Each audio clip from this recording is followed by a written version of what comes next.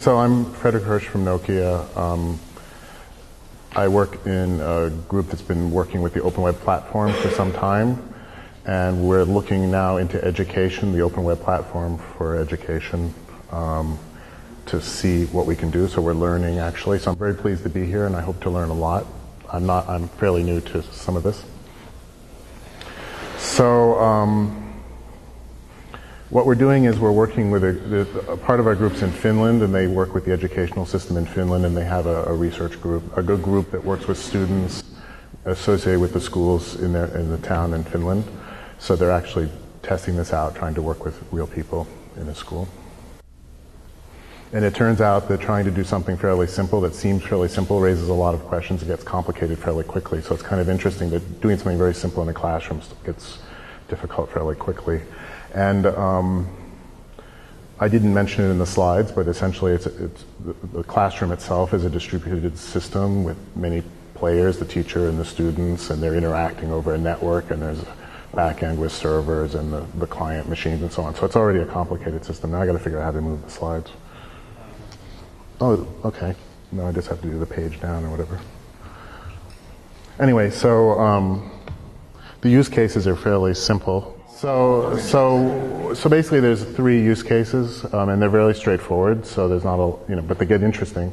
One is just students want to make notes on stuff. You're reading a book and you want to make annotations, so that's fairly straightforward. Or you might annotate other things like a video clip or audio, and that gets more interesting if you want to make if you're taking a film class and you want to make a note about a certain scene in the film and attach it to the film. People do this with YouTube all the time in comments, trying to say, go to 31 minutes and 26 seconds and here's my comment, but they do it manually and you just have to do it yourself. So automating it's a bit harder.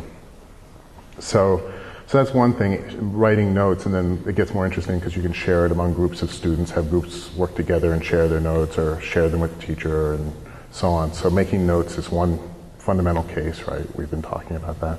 And then the second use case would be where you get assignments, and this gets interesting. And I don't have screenshots here. We had them for one of the EPUB workshops, I believe, but they're not particularly exciting, so I don't think there's much harm in not showing them to you.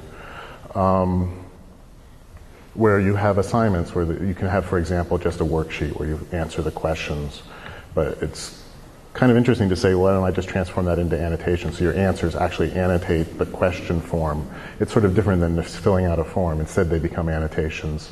And by changing it from answering in a form to answering with annotations, it becomes more powerful because then you can annotate the annotations and so on. So even though it's a slight shift, it changes what you can do more powerfully. So that's so that's the second thing. And then the third thing is this whole concept of interacting between the student and the teacher and with each other. So the teacher can comment on your assignment or have you do rework on something that didn't work out right the first time.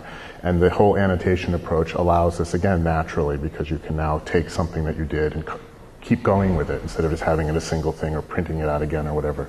So these fundamental use cases really take advantage of the whole annotation idea and framework. And so this leads to some requirements, and I'll first just mention them, and then maybe go back to them again. So there's some using the ability to have generalized annotations becomes important, as I mentioned, because you might want to work with different kinds of material, not just text, but audio or video, or just tag things as opposed to annotating them. So all of the stuff that's in the Open Annotation Model document comes into play, or could, and that document, in my opinion, is really good and enables a lot of interesting use cases that come up even in something as simple as this area of work. So that document's great.